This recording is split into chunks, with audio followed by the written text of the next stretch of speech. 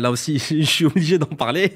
On va parler de Kylian Mbappé. Et ouais. Oui, on va parler Allez, c'est bientôt fini. De toute façon, il reste plus que 8-9 jours. Ça devrait. Bah écoute, on l'espère parce que c'est vrai qu'on l'avoue qu'un ce feuilleton, hein, on n'en peut plus. Hein, ça fait des mois et des mois. C'est un feuilleton qui traîne. Depuis quoi depuis l'année dernière. Depuis l'année dernière, on est obligé quasiment. Depuis 2 ans même. Qu'on est obligé de parler. Parce qu'il y a un peu de calme, il relance un peu la machine Mbappé. Donc. Ouais, et forcément, là, ça change parce que quand on avait parlé la semaine dernière, on avait dit c'est bon, il est de retour dans le groupe, il est même ouvert à une prolongation au Paris Saint-Germain. Et maintenant, une semaine est passée et il y a peut-être la possibilité de le voir partir au Real Madrid. Ça, c'est sorti là aussi de nulle part. Bah, écoute, oui, alors la problématique qu'il y a, c'est que effectivement, tout le monde, quand il a été réintégré, tout le monde a dit c'est magnifique, il n'y a pas de problème, on s'est parlé, tout va bien, tape dans le dos et tout, c'était parti. Donc on s'est dit c'est bon, la prolongation, ça reste 1 an, l'année prochaine, soit ça reste sur la durée, soit c'est vendu. Mais au moins on est tranquille. Non, rien du tout, toujours pas de prolongation, toujours pas de communication ni du joueur ni du club par rapport à Mbappé depuis sa réintégration. Donc aujourd'hui, qu'est-ce qui se passe ? C'est une bonne question. Et aujourd'hui, alors que les médias espagnols la semaine dernière, ils étaient en mode c'est bon, c'est mort. Tant pis, ils reviendront plus jamais, c'est fini comme ils l'ont déjà dit 8 fois. Là, depuis un jour ou deux, ça commence un peu à parler, à se dire rien n'est impossible, c'est pourquoi pas, on verra. Le football, il va changer. Le football, il va changer. et puis là, nous, des échos que nous on a, c'est que Luis Campos fait un peu fuiter ici ou là en mode peut-être une offre du Real Madrid la semaine prochaine après PSG Lens.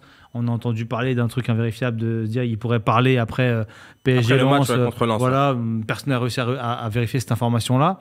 Donc aujourd'hui, c'est le flou, mais c'est un flou qui est un petit peu étrange et qui est un peu inquiétant pour les supporters du PSG parce que finalement, si c'était si simple, il aurait déjà dû prolonger. Donc là, aujourd'hui, est-ce qu'il va finalement pas une fois de plus encore dribbler tout le monde Mais là, c'est les montagnes russes. On a eu Florentino Pérez qui nous dit il va peut-être signer, mais c'est pas cette année. Et finalement, on a eu des échos de la presse espagnole qui nous dit il va signer cette saison. On avait même eu des bruits comme quoi il pouvait aller dès cet été au Real Madrid. Derrière, on nous dit finalement prolongation.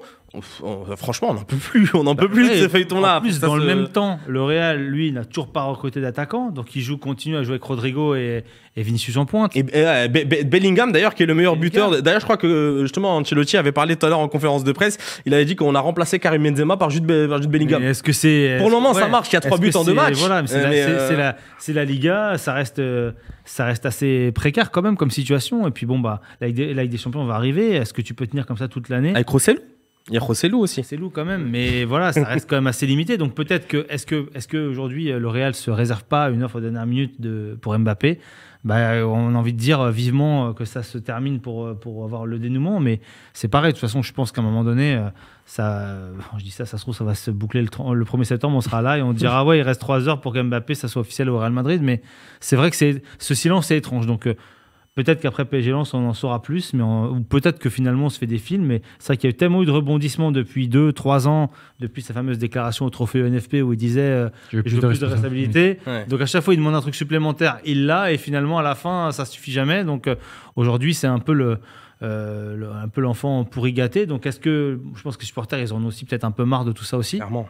Donc les suiveurs du foot aussi en général. Donc on voudrait juste autour de la table aussi. Voilà. Donc à un moment donné c'est tu pars, tu restes, mais au moins qu'on le sache. Donc aujourd'hui c'est compliqué.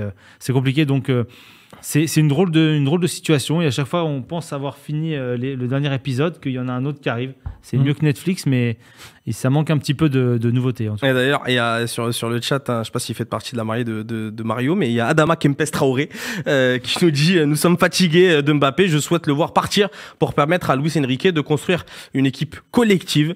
Et c'est justement cette équipe collective, on l'a vu avec tout ce gros recrutement qu'il y a eu cet été. On va remettre les noms rapidement. Asensio, Ramos, Kangin Lee, Ugarte, Dembélé, Lucas Hernandez, Skriniar, Arnau Tenas aussi. On voit justement qu'il y a tous ces postes-là un peu qui sont où on investit de l'argent pour pouvoir créer enfin une équipe avec du collectif. Et il y a une autre recrue qui est attendue par les supporters parisiens.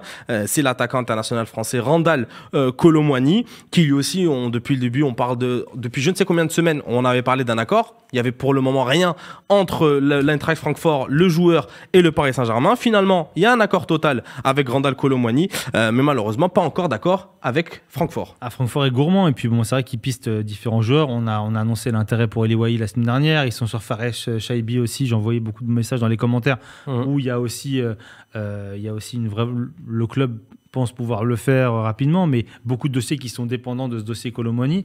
Et aujourd'hui, bah oui, c'est quand même une piste qui fait quand même envie et rêver. Et c'est vrai qu'aujourd'hui, pour revenir vite fait sur Mbappé, on se dit voilà, aujourd'hui, qu'est-ce qu'il pourrait rêver de plus? Aujourd'hui, il a un vrai neuf. Il a son pote Dembélé qui est arrivé dans le club, donc il va pouvoir faire son pivot game comme il avait demandé. Il va y avoir une solution supplémentaire avec Kolo Muani en plus de Ramos. Il y a un Ugarte, chien de garde, qui est derrière, qui à chaque match qui fait grandement critiqué d'ailleurs pendant la pré-saison, mais là 2 gros matchs en championnat. Il tient comme ça. Bon, après, quand c'était enflammé sur Vitinha, ça a été un peu plus mitigé par la suite l'année dernière, mais en tout cas c'est quand même prometteur. Donc là aujourd'hui, il y a quand même Lucas Hernandez, il y a quand même un projet qui tient la route, en tout cas à Paris. Donc là, c'est vrai que par rapport à ça, si en plus Kolo Muani arrive, tu as carrément l'attaque de l'équipe de France au grand complet, au PSG, plus Lucas Hernandez derrière, plus... c'est quand même pas mal. Donc aujourd'hui, oui, c'est de savoir exactement ce qu'il veut faire lui. Mais en tout cas, Kolo Muani, ça reste la priorité absolue de Paris. Et il va tout faire pour le boucler. Et aujourd'hui, il y a un accord avec le joueur. Et peut-être qu'en mettant encore quelques millions d'euros supplémentaires, ça suffira à décanter. De son côté, le club allemand espère le garder, mais ça va être difficile quand même.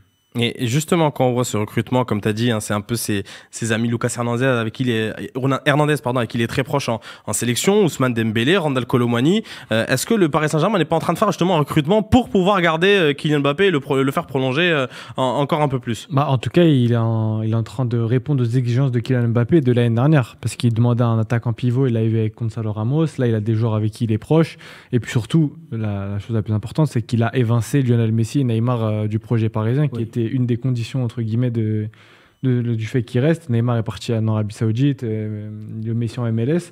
Donc pour le coup, c'est la vraie star. Là, il n'y a pas de penalty gate, ça sera pour lui. Les coups francs, en limite, ça sera pour lui. Les corners, ça sera pour lui. Pas de capitaine à part. Malheureusement, il n'en a pas mis un, je crois, depuis le début, depuis qu'il commence à les tirer les coups francs. Oui. Est-ce que c'est le nouveau Cristiano Ronaldo, du coup?